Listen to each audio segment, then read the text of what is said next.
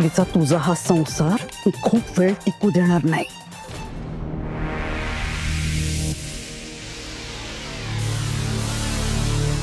Sir तुम्ही सगळं का करताय? नाही, मला तुमच्या ड्रिंक्स बद्दल नाही म्हणायचंय. नताशाशी लग्न का नाही केलं तुम्ही? मिसेस मुजुमदार माझी सावत्र आई आहे, खरी आई नाही. आणि तिने कधीच माझ्या भल्याचा विचार नाही केला. त्यामुळे तिने सांगितलेल्या मुलीशी मला लग्न करायचं नाहीये. पण मग तुम्ही कधी कोणावर प्रेम नाही केलं? प्रेम आणखी किती तडपड ठेवणार आहेस?